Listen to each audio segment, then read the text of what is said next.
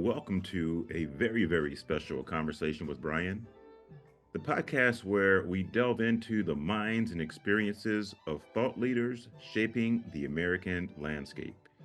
In this episode, I have the privilege of hosting Dr. Jessica Hannigan and Dr. John Hannigan, a dynamic husband and wife duo with an extensive background in educational leadership.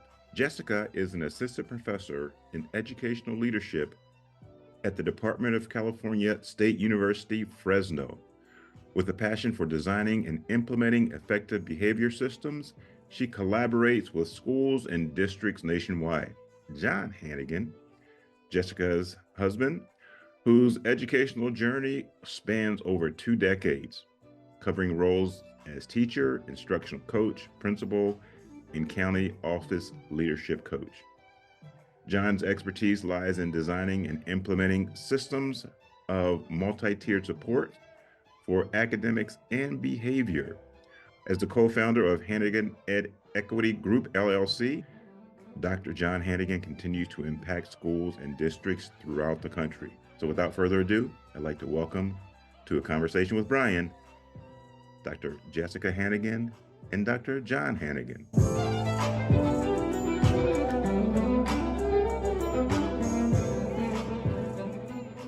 Oh my goodness. They have decided to grace my presence. My favorite couple and my awesome friends, John and Jessica. Thank you for joining me.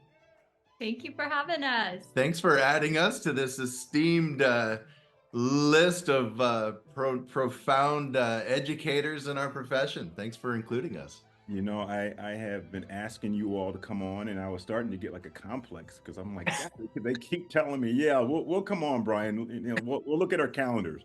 And a year and a half later, I finally get you on. But I think one of the things that I have thought about over the last 6 months in trying to get you two on is just looking at your schedules and how you juggle just massive things in the air to try to make it work. At the beginning of each one of my podcasts, I ask my guests to talk a little bit about their personal journeys, their professional stories. So who are John and Jessica Hannigan?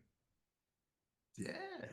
Well, first of all, hi, Brian. It's great to see you. And John still talks about our time in Washington, D.C. You'll have to come back. Next time I'm bringing my clubs and we're going golfing. And I was going to say you have to come back, and next time you have to work, and Jessica and I and John are going to have to go. Thank you, Brian. Whoa. Oh no, that was and for those out there that may not know you on a personal level, I just want to say DC is your town. Like if someone were to come to Fresno, I'd be driving like 20 minutes to get them somewhere. You are literally like in walking distance, stone throw from all the monuments. Like DC is your town. And we had a firsthand guide to show us all the inside ropes of the city. And we're grateful for the time you took to make our trip down there special. So we just want to my pleasure. So are you going to answer his question? Talk about you two. All right. So in May of 1975, no, I'm just kidding. Oh my goodness, Brian. I don't know if I miss you all. I don't know if a lot of people know this, but I too was a Division I collegiate athlete, Brian, just like you were a collegiate basketball player. I was the mascot at Fresno State. And for those of you out in our audience who don't know John and Jessica, they could have their own comedy act. They are hilarious.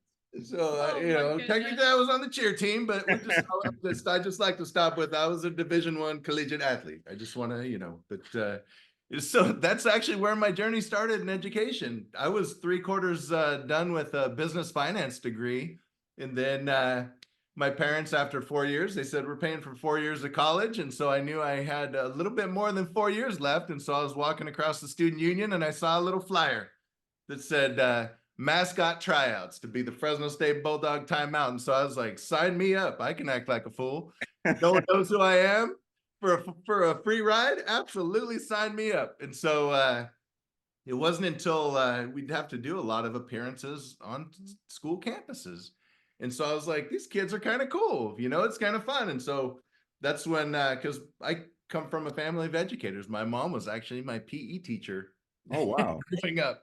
No, And so I I was like, didn't know that. oh yeah, I was like, I'm not going to go into education, you know, I'm gonna do something else. But then that's when I was bit by the education bug, and that's where I was like, there's no turning back. So I changed my major, became a teacher, and actually my first job as a teacher was the school that I attended in Sanger, Lone Star Elementary. Wow. Yeah, and so then this is going to take an hour, Jess. Well. This is going to take an hour.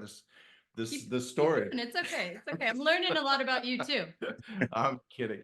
And so yeah, taught fifth grade at the school that I attended growing up. And so then my principal at that time was like, "Hey, you're great with the kids, and you ever consider being a principal?" And I was like, "No, I thought I'd just be a fifth grade teacher for the rest of my life. I loved it." And so that's where I got bit by the bug and became an admin, and that's where my journey really began. And then that's where I met Jess. She took a team of educators from her school to go see the amazing things that we were doing. Jeff, I'm gonna cut John off right now and ask about Jessica Hannigan because we know you have your story as well. But one of the things you did say, John, is somebody asked you, had you ever considered, and that was kind of my journey as well. Somebody asked me, my dad was a principal. I didn't want to do that. I wanted to do something else. But when I got into education, somebody asked me, had I ever thought about being a principal? And I said no. And so I think, along with,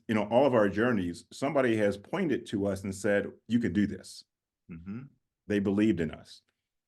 So Jeff, what is your story? And stick to it too. So my story is I originally wanted to be a child psychiatrist. And so while I was at UCLA, I was doing a neuropsych internship. And I loved the research aspect of it, but I realized I wanted to be with humans. I wanted to actually be out there implementing some of these things that I was researching. So when I was deciding on grad school, my mom is also a teacher. So I was able to substitute teach. And I also just fell in love with the profession and then switched gears. And I originally started off as a school psychologist. And I was really passionate about bringing together the gap between general ed and special ed, specifically around behavior. Yeah. And that's what kind of, really drove my journey, and, became an administrator and then a district level administrator, focusing on that passion area.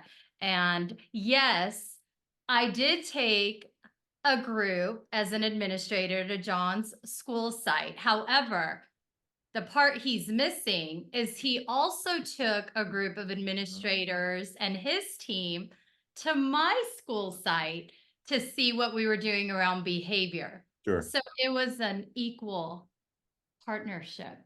It was.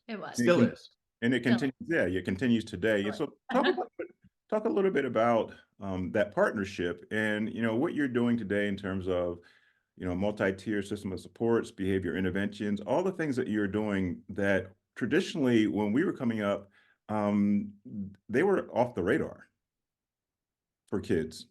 Yeah. And honestly, what really did it was even as we were the first model PLC school for the state of California for elementary schools. And so that's where being able to really partner with Mike and pick Mike's brain, and the legend RTI at work architect. And, I consider the success that we had as a Title I school to be able to even outperform some of the more affluent, neighboring districts that, our demographics resembled a lot of the rest of the state of California. And so it garnered a lot of attention and a lot of visitors. And so how do we then leverage what allowed us to achieve the same success to ensure that all students learn at high levels, but we still felt we were halfway there because still, behaviorally, we saw that students weren't thriving as best as they could. So we wanted to leverage those same practices that gave us the same results in student achievement, and then to leverage those to give us the same results for that all students behaving decently. Yeah. So that's where partnering with Mike and Austin to create the behavior solutions, which really kind of just melds all things RTI to then really focus in on the behavior aspect of things. Yeah. Jessica, you mentioned that John brought his school over to you all. What specifically were they looking for or wanting to learn from you all? Well, we were definitely getting the outcomes around school discipline, climate, and culture in our county, and specifically addressing inequities and school discipline for students of color and students with learning disabilities. So number one, I think they wanted to see what were we doing instead, and what were these systematic structures that were in place. So I think that's initially what he came to see, because what typically happens, and we have a lot of background around the work with PBIS, positive behavior interventions and supports, and restorative practices. But what tends to happen somewhere along the line when the leaders haven't internalized these systems is that we find this kind of surface level implementation. Now we have some posters, we have some tickets, and we don't discipline anymore. And what I always say is posters don't teach kids behavior, humans do. Exactly. And I think his school and a lot of other schools had kind of those basics. Oh, we have a matrix, we have some posters, we give tickets. The shine. But they didn't. The sizzle, but no steak. But they wanted to see an actual internalized system that was around problem solving for behavior beyond just some posters. And when you walked on to our campus, we had great staff leadership. You could feel that, and our data was matching it, and it was being recognized at the county level and then at the state level and beyond. And that's, I think, what prompted the visit. And for me, we wanted to make sure we were bridging that gap in academics as well. As we all know, academics and behavior go hand in hand. So we needed both. Do you, Jessica, when you all started this process, and I'm sure it was new to some people, how did you get people to, and I don't really like the term buy-in, I like the term own, because when you sell something to somebody, they can return it. But if they own it, it's theirs. Like Luis Cruz says something like, people are less likely to tear down a fence that they help to build. And so how did you help in your teams help the staff build this so they owned it and they felt like this is ours? Do you want to? Okay, I could start, and then I know this is something that we talk about to this day. Number one, if the leaders helping support the systems are not supporting the educators and believe in this work genuinely, it's gonna be really difficult to do, because you are gonna have very, very difficult conversations all the time. Behavior is emotional. It's a little bit different than rolling up your sleeves and helping a student learn how to read. It becomes emotional. It could be triggering. We're trying, teachers are trying to teach, admin are trying to run a school. It could get overwhelming. So number one, the leadership team had to be on the same page around the work that we were doing. And we had to show with evidence that what we were doing was working for kids and for the staff. So we had to show those wins. We had to highlight the wins. We had to celebrate each other to continue the momentum. So it wasn't just, oh, they just don't discipline anymore, or they don't, maybe the data shows this, but this is what the culture is like. It was the actual opposite of that. Yeah. Well, people need to see that it works sometimes before they even believe in it, right? Like sometimes it's like that wait and see. It's like you have to behave people into better beliefs, not to tell them that it works, right? John, in your case, is it kind of similar? Very similar. And to your point of that ownership over buy-in is include them in the development and creation of this. And so that's where, we work with a lot of schools that it's like, oh yeah, well, our mascot's a predatory bird, so our matrix will soar and everyone's gonna soar. And then we hand it out to staff and it's like, here's our new matrix. And everyone's like, what is this thing? What are you doing to me? Leave me alone, and it's like forced upon others, whereas opposed to then saying, let's include them. What are these behaviors that we're constantly running around reacting to? Let's include them in developing this so that they feel part of okay, this is how we teach students with first best instruction through the lens of prevention in tier one school-wide, the same way we do with our essential standards for academics. Students don't know it. What do? We teach. But then when it comes to behavior, what do? We punish them into obedience, and that's how they're going to learn. And so it's really the exact same approach. And that's what really helped me make that connection with our staff to get to that ownership level, was to include them, but two, explain to them that this is just like anything else. When students lack skills, we teach them, whether they're academic skills like reading or math. Same goes for behavior. And Brian, you got me thinking of one more aspect of it, and you too, John, as you were talking. Sometimes schools have a bunch of things going on. I call it the everything school. So it gets a little confusing. Like, oh, we have these classroom rules up. We have this matrix. We have a random behavior team. We have a wellness team. We have this second step curriculum, and the connections of how they all fit together towards the goal of helping produce productive, empathic members in our community is not there. And so no matter what initiatives school implement, what we help do is ensure that they're putting in a systematic approach for behavior. Why are we doing this? Who is taking the lead? How do we know it's working? And so that's what we do to continue building that capacity and ownership. And to that point too, we work with a lot of schools that are like, we don't really do PBIS anymore. We're more restorative practices. Do they do this? They do that. They do exactly.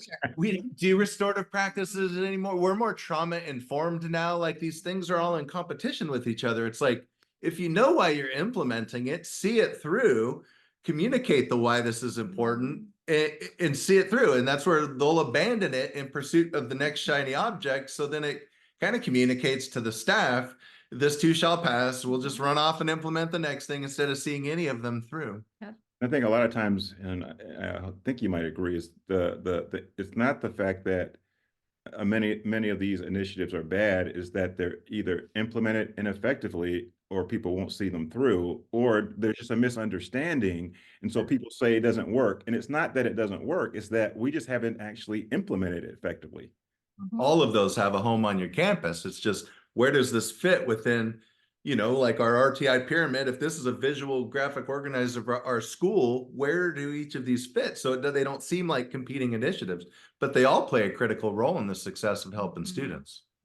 Let's kind of broaden it a little bit, just from your individual campuses to where you are now, because and we can laugh and joke, but you two literally are almost like the face of this movement of helping kids and helping adults, help kids gain the skills. You can call them whatever, those skills that are going to allow them to be successful adults. It's not so much the academic skills, because kids can learn anything, but if we don't teach them those behavior skills, then our employers, when they go to college, wherever, they're going to have a hard time actually learning it, because they can't actually, self-regulate and do all the other, work as a team, and, all the things that we need them to do in order for them to be successful adults. And so as you all start to, form this partnership, and you started to write books and create workshops, tell me a little bit about your partnership and how you work together. And now you're to the point where you're having national workshops all over the country to support not just individual schools, but districts and regions and states. Talk a little bit about that. Both of you, either just jump in. I'm thinking of where to start, but you go ahead and start and I'll add to it. I think it's just that practitioner lens that resonates, that we're real with the educators that we're talking to. We give them anecdotes and our own personal missteps in implementing where it resonates with folks. We're not like, if any one person presenting on behavior says, oh, if a student's doing this, just do this, and it's like that there's thousands of little things that make the big impact when it comes to behavior. And so when we kind of that practice what we preach, but we also, as action researchers of having teenagers and children in our own home, we're able to kind of live those experiences. How was your day at school? Tell me about those teachers that make you feel seen and heard, or when you feel like you belong. And so we're able to extract that stuff with them. And to your point of then the teaching those skills here, we learned it with our own children during the pandemic, where we just felt through simple maturation or genetics that our children would just inherently acquire these skills. And we were getting emails, your child hasn't turned in anything in 2 months. And it's like, wait, what? Because we know these skills are not intuitive. They have to be taught and modeled, right? Taught and modeled. And so we put like structures in place, like a self-monitoring log to help Rowan with her to week by week. What are your assignments, and start checking them off. Well, now a friend watches it. Sorry, Rowan. Now there was a chance. There was a chance it could have been either of them. Now it was, it was definitely Rowan. I think there's a lot of layers to that question. It's a really good question. But for me, what I hope and believe resonates is that we are 100% authentic. Every school district we work with, we are so passionate about the work. Like, this is to help save lives.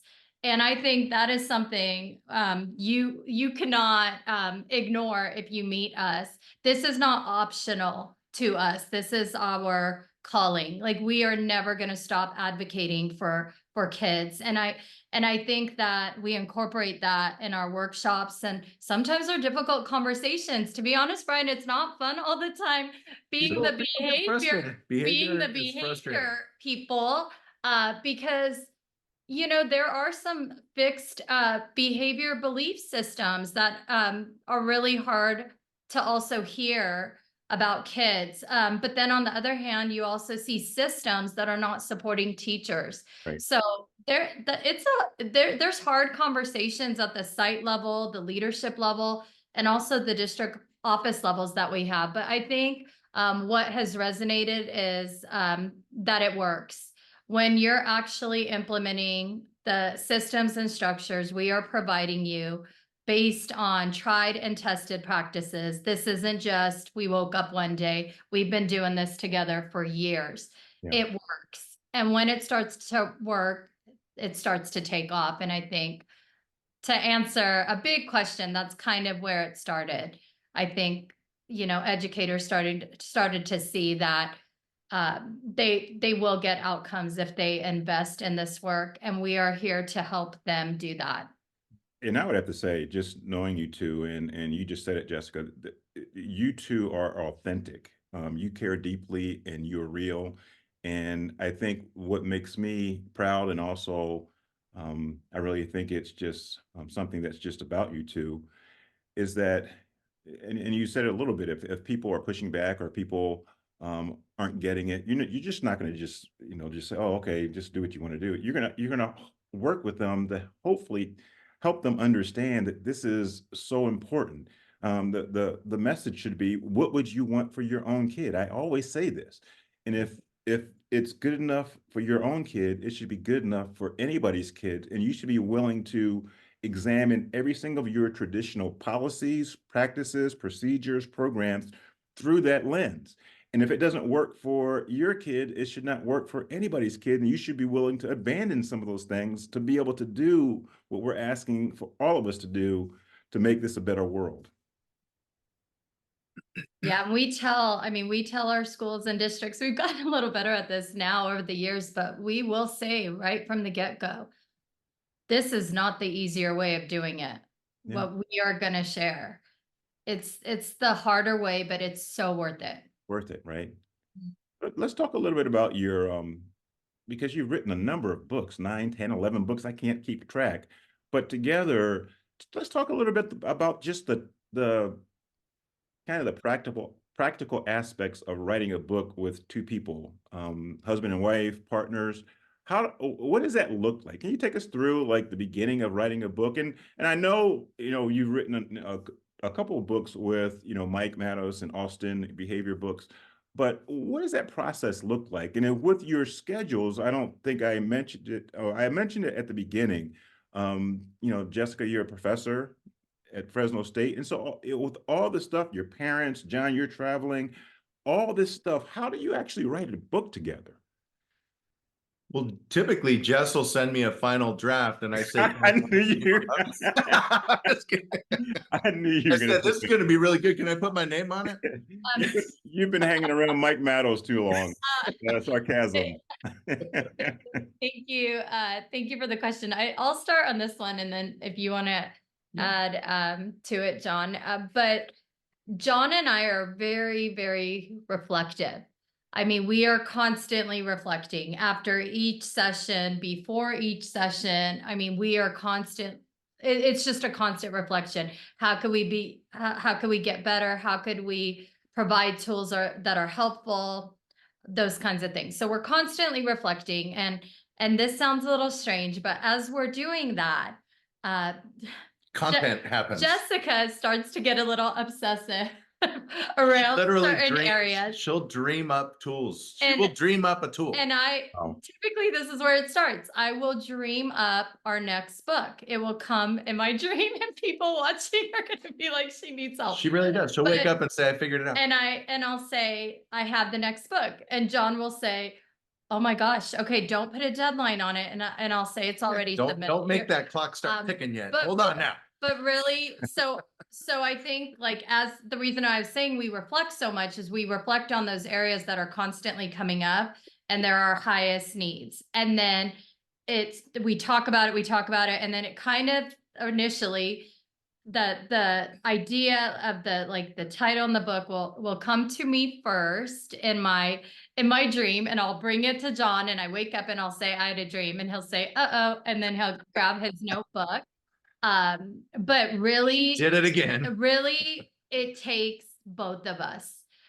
We really believe that, and then again, that God brought us together for a reason, because together we're able to take sometimes my big picture thinking, John's very detailed thinking, and we both could do a little of both, but something happens, and I'm not saying it's always fun, Brian. It's taken over all of our date nights, and we make a lot of sacrifices. But something happens where we start just hashing out like each chapter, each part of the system, the structure, and then there's a book.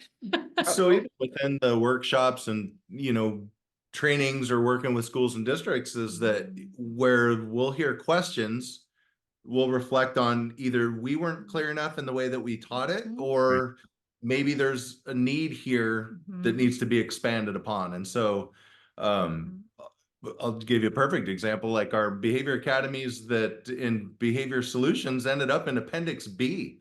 We were like, where would this even fit? We feel like we can't like leave it out, but where did it just kind of breaks the flow if it's in and then all of a sudden it just became something popular that educators were, hey, what about these behavior academies? Can you explain a little bit further? And so that's really what kind of birthed this. This is a tool. And as a principal, we had second step. We had a lot of targeted interventions for behavior. And we just saw that, it wasn't, I guess, wiring the same parts of the brain that we wanted to for, our education teaching of content, where then a student, let's say they're putting their hands on someone.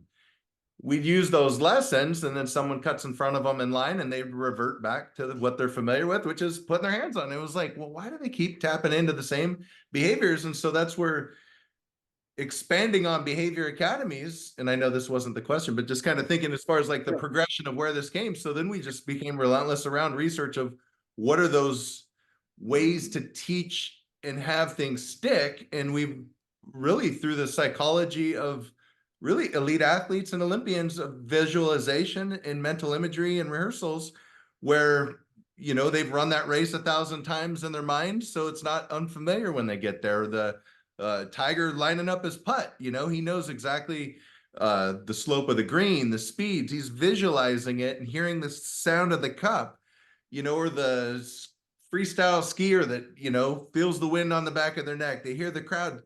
The point is, when they're in those situations, it's not unfamiliar. They've been there before. And so taking the kind of the psychology around mental imagery and rehearsals that is really creating the same neural pathways and wiring the brain of experiencing it. So how do we create through those in our behavior academies, the teaching of those replacement behaviors through mental imagery and rehearsals? And that's just been, this is like something we're so proud of, that when it comes out in April, because there's literally nothing like it in education. But that's where, kind of starting with what was Appendix B in behavior solutions, to then expand it out into what's now the behavior academies. You know, I was talking with somebody yesterday. And don't get mad at me, but I was playing golf. I was on the golf course, and this person I was playing with, he coaches AAU basketball. He's an assistant coach. And he was talking to me about, you know, some of his players. And he said the head coach said, okay, we are up by 3. We have 2 seconds to go. They have the ball. Do not foul. Do not foul, players. Do not foul. What do? They foul on a 3-point play. And he said, we said it 5 times. And I asked him, did you rehearse it? Did you rehearse it in practice? Did you have these scenarios in practice? I said, you know, when there's stressful situations, that brain is flooded with cortisol.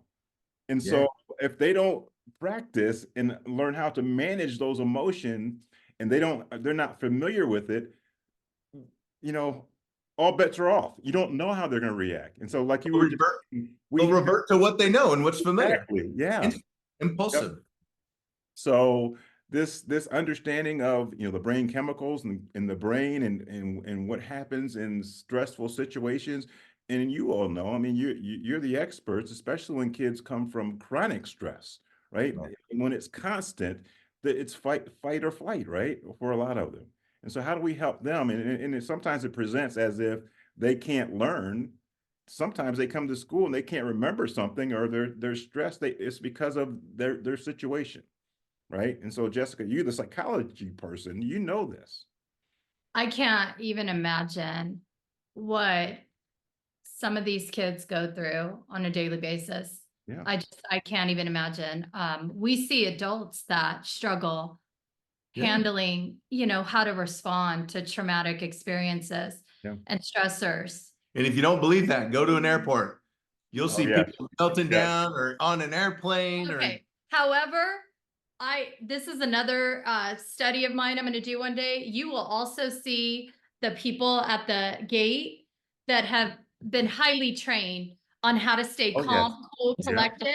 I want to go to one of their behavior trainings and I want to know what they're being taught, because they are so good at keeping that face, keeping it direct anyway. But absolutely. And that's the point we're trying to make, specifically in behavior academies, which, by the way, behavior academies is how you actually implement targeted based behavior interventions. So it's not just certain academies, it's the thinking around what an actual behavior intervention is. I say this often, but an interaction is not an intervention.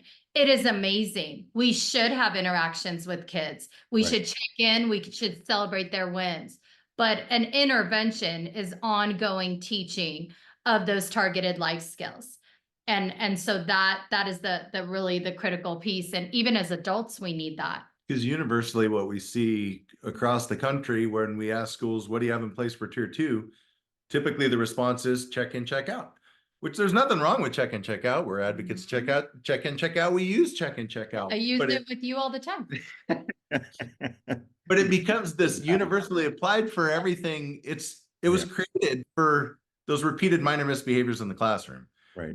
Now it's the students being a bully, check in, check out. You can't stay in your seat, check in, check out. And so it's just becomes, well, if you can't keep your hands to yourself, you're going into a hands-off academy where you're going to learn self-control, managing conflict peacefully, empathy. If you're a bullying behaviors, it's going to be an upstander academy where you're going to learn social awareness, empathy, so it's like when we think of what interventions work around reteaching academic content, what makes it effective is the level of targetedness. So if I'm a non-fluent reader, you could give me a phonics screener and diagnose that it's vowel blends and digraphs and get me reading fluently.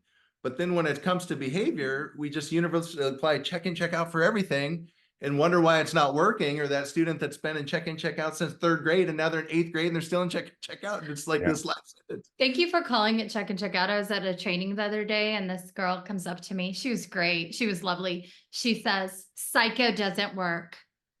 She said, And what doesn't work? Psycho. CICO for check in, check out, but they called it psycho. Oh, that's really a pretty good red flag. Step one. Yeah. That's a good red flag. Step one. Wow.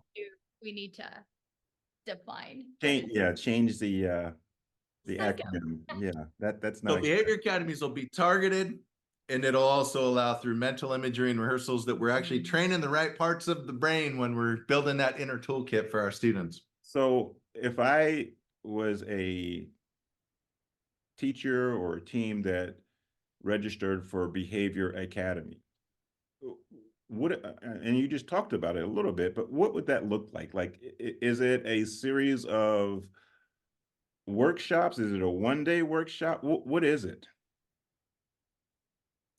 So a couple things. Number one, we start off always with the why. Why are we doing this in the first place? We have kids with repeated needs in academics and behavior. What do we do? How do we respond? So at first we're talking about the why, and then we're educating on what an actual behavior intervention looks like and sounds like.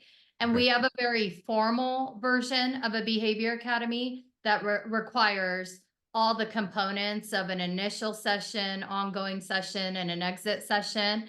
So that is a very formalized training. That's not a buffet. It's not pick and choose what you want. You need to implement the entire system. And then we have more informal ways that, a teacher, even a parent could implement these academies at home. So number one, we always start with the why around, and then the what around an actual intervention. And then we introduce our 8 most popular behavior academies. When you call them, before you go on, Jessica, when you call them academies, because I was actually kind of, I misunderstood. So when you call them academies, you're really just talking about processes. Yeah, well, we named it's called an academy because the behavior is the focus area. So let's talk about upstander academy. So we are working on making sure that this student or number of students need some skills around being an upstander. So the actual name is always the focus area. And then the reason it's called an academy is because by definition, an academy is ongoing teaching. And so, like police academy, any academy, you're not just going, Air Force Academy, you're not just going once or twice. It is an ongoing teaching of these life skills. And we're seeing if students or in any academy, they're generalizing it to real life. So when I say behavior academy, I'm talking a targeted area of it could be a student or groups of students that are going ongoing to learn very targeted life skills and replacement behaviors. And then the system is set up to support them generalizing it. So that's what I mean when I'm talking, when we're talking behavior academies, that's what we mean. Great. Okay. So when this comes out, and when's it coming out? April 17th, I believe. Which is close to our anniversary. It is. Should we celebrate? We should. we should celebrate by doing a final edit of our book. Anniversary gift is your behavior academies, right? So and I can see it in your face, you're so excited about it. Is there any thought to, and maybe you've already thought about this, is there any thought to having some video examples to your academies? Yes, we actually, you read our mind. This is why we love you, No, it just popped Brian. in my head. No, we literally, it was like you were just in our conversation yesterday. Number one, we both implemented behavior academies ourselves, and we just regret so deeply not recording some of those. But we are now in the works of our schools that have been implementing it.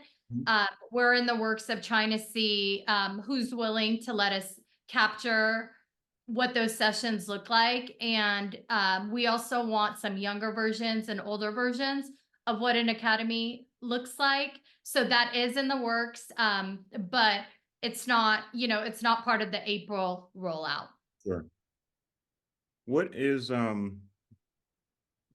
your thinking in terms, I mean, after it rolls out and it's going to go big because everything that you two, do, turns to gold. What's next? Because it seems like you don't stop. We got a couple projects. Yeah, we gotta, It's already kind of starting. While this one's on the way down, it's just kind of pick up with the next one. But really just continuing to try to keep the pulse as far as, where educators are stuck, and to give them hope and tools so that they can see that they're not alone, that the behaviors you're struggling with on your campus, schools are struggling with the same behaviors nationwide. And because I think where a lot of new educators in our profession are leaving the field within the first 3 years, and they attribute it to specifically behavior, is because within the PLC process, we can build that teacher efficacy around experts of our craft and learning pedagogy and instructional practices that worked. But when it comes to behavior, everyone is kind of left up to their own. Like when I got the keys to my classroom, I got the Harry Wong First Days of School book, and that was it. Off I went. and it's an awesome book. It's an awesome book. It's a legendary book. But in the teacher prep programs, we had maybe one class on routines and procedures. Yeah. So when we deal with those challenging behaviors in our classroom, it is a blow to our self-efficacy as educators, where it's like, maybe I'm not good enough. Maybe this isn't my profession, where they need to see, look, these are normal behaviors. These are normal feelings. And how do we leverage the collective capacity? Like you always say, the answers are in the room. You got folks in that building that are doing some classroom management skills, procedures, all those things exceptionally well. How do we leverage the collective to be able to build our own collective capacity on behavioral practices, and to keep, growing as a school, as a unit, as a grade level team or department around our supports for behavior? Because that's, I think, the most disheartening thing with our educators and why they're leaving the profession, is because it is a blow to the ego, and we say maybe this isn't for us, but they need to know it's normal. It's normal, and there's hope. And Brian, to answer your question about kind of there's a couple projects in our minds, but for me, I think our next step is we want to capture these effective schools doing the work. Yeah. So we want to make sure now we're capturing and showcasing the data and the impact that we're having with this work nationwide. So that is what we're kind of processing around right now. We want to make sure to really, when I think effective schools, you have to also show me with evidence and data that this is helping kids. Yeah. So that's where we want to get to next. We want to keep building the capacity of educators to do this work and have model sites and things like that. I think that's probably, I love that. I think, one of the beauties of what Rick and Becky and Bob did, with Solution Tree, was to start to identify model schools. Because people will say, well, this sounds great, but Mhm. can I find somebody, that actually where it works, and finding inspiration in the success of others is what you're talking about, Yeah. is, having, other schools who have done it. And again, I always say, because sometimes people will, or schools will say, well, they can do that because of this, or they can do that because of that. And say, if you can find schools that look like you, or, similar demographics, then you can take the excuses off the table, Mhm. you For know. us, the way that we Absolutely. the way that we look at the success of a school, and really the heart of their culture, is really how they treat the most at-risk students on their campus.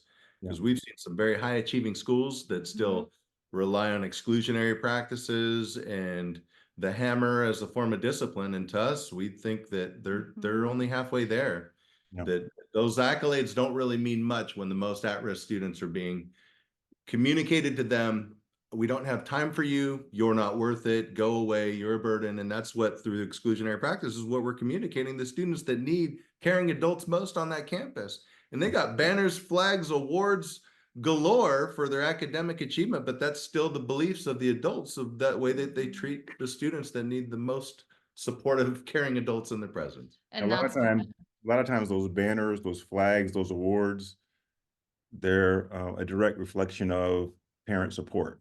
So those kids could go to any school and do well, academically. I'm not saying because socially and behaviorally everybody needs support, but I'm just saying because sometimes we mask, uh, you know, are those who are the least among us, because we have a population whose parents are, I don't want to say just well educated, but or know how to navigate the system, and they do well. And then the kids whose parents aren't, for whatever reason, not judgment on the parents, um, they fall through the way, the wayside. And I think that's what you're saying, John. Yeah. Absolutely. Before we go, thank you all. Really, thank you all so much for joining me. And you have to come back to DC so I can show you the rest of my town. But And so that we can golf. so we can hit the links, John, and Jessica. fine, you guys. I'm good. I'm good. You're gonna be working. You're gonna be working. You won't miss us. We're gonna Well, I love the educators over there. I can't wait to be back to work. to work. Yeah, before we go, just along the way, we have people who help us. Who have been some of those people who, if I would say, who are one or two or three people who you would point to, who have really just been, I mean, besides your family, maybe your parents, but other people who have just looked at you and said, "I believe in you. This is something that you can do," or just at a pivotal moment in time where you could have changed directions or going somewhere else, but somebody said, "I see you, Jessica. I see you, John." Who are those people? Well, I would say when I was the teacher, Mr. Larimer, who was my principal, that Mhm. believed in me first. Second to that is someone that Rich Smith, Mhm. uh, Awesome. gave me Yeah. an opportunity to become a principal and to support me in leading, leading that team over at Reagan. And then of course Mike. Yeah. Yeah. What about you, Jessica? I mean, I'm gonna echo this the same too. Of course, 100% Mike. Mike believed in us from day one, and he's Just continues to. He's just continues his to support support us is just in daily. I have to say, I know I'm not supposed to, but my mom and dad are really the true champions. They moved here from a different country, and education was their number one, and that's all they wanted for their kids, was to give us education so we could grow. So they are our number one supporters and champions. But I have to also acknowledge one of my mentors, Linda Hauser, Dr. Linda Hauser. She was one of my doctoral professors. She was my dissertation chair. And to this day, she's like family to both of us. And she believed in both of us from day one. And what she taught us has Changed our thinking. Yeah, changed our thinking from day one. And there are so many more, but I think my parents and Linda Hauser, and of course Mike is who are my go-tos when I need that support and boost. And before we go, what would you say? You mentioned it early on, John, and Jessica, I think you mentioned it as well. What would you say to our new people to the profession? Because we are losing people in droves because, again, it's not them. They think they're not good enough, and it's that we put them in systems that are not, you know, built to or created to support all staff, all teachers, all individuals. So what would you say to a first year teacher or a second year teacher or a third year teacher who are now thinking, oh, I may have chosen the wrong profession, but I've always wanted to be a teacher? The word that comes to mind for me is initiative. And the reason I'm saying that is that sometimes you're not going to be in that perfect environment with that perfect leader or with that perfect support structure, but you can yourself take initiative to learn, to grow, to have mentors, to go to conferences, to create those support structures. I just think that's really important, and I think that's a word that we really need to remember as we're preparing teachers and administrators, that it's not going to be easy, and not always is someone going to hold your hand and walk you through. There also has to be that initiative when that isn't there. Now, my perfect world, I wish it was Yeah. for them, but that's not always the case. But this is, you worked your whole life for this. This is your passion, so it's worth the investment. John? I would say, just from, being in education for over 20 years, and even like you, Brian, for being in education for probably almost 30, right? Over 30, right? An educator? I'm almost 60 now, so beyond 30, yes. Beyond 30. 36 So, years. but when we run into those former students and their stories, their memories, and the things that they remember, it's not that, man, that surface area lesson you taught changed my life, man. No, you don't hear stuff like that. It's those moments. And so for those new teachers out there, if you can find a way to somehow mental time travel, because me as an old dude now, I don't have to mental time travel. I can give experiences and anecdotes from former students and hearing their message of that impact that we made for them. Somehow to mental time travel so that you can see in some of your worst days or those moments, man, you're making a difference. You're changing lives. Yeah. Did you just use mental imagery? I think it was. You Yeah. just tied in There you go. There you go. Mental imagery. Is it too late to add that time- one to the book? Mental It's, time travel? It's in the book. Okay, good. That is, I think we can end it on that. I really want to thank you too. John, we met at the first time we went to a conference together, and we that's the first time, and I hadn't known Jessica. But as soon as we met, I knew that we'd be lifelong friends. And then, the bonus is when I met Jessica and we all connected, I knew I had a brother and sister for life, because just that, we think alike in terms of just our passion for our profession, our passion for students, for kids. And I just, appreciate all that you two do, because you could rest on your laurels. You could stop now and be fine, but you continue to push the envelope because you want every single child to have the life that your own children have, right? And so I think that's so important. So I end each show with this quote from this old African proverb that I used when my dad passed away at his funeral about 4 years ago. And it's, "As I go, I am wearing you." And really what it is just, all the people who have influenced, touched, enhanced Brian Butler's life from the time he was born to today. And I always say when I'm speaking, you're not seeing Brian Butler in front of you. You're seeing the hundreds of people who have poured into me and who I've just been influenced by. And you too are two people who I am wearing because of just your grace, your honor, your professionalism, and just who you are as people. I will always wear John and Jessica Hannigan. So thank you so much for coming on the show today. Continue to influence, and good luck with all that is to come in these next couple of years for you. Thanks, Brian. We appreciate you. Thank you. Can't wait Brian. to see you soon in person. We Yes. wear you. Yes. Well, I appreciate that. Next time I see you, hopefully you'll be here, and we'll get a chance to just take you around the city a little bit more, and John will play a round or two if Jessica allows us. Yes, we will. Thank you, too, and Brian. we'll see you all very soon.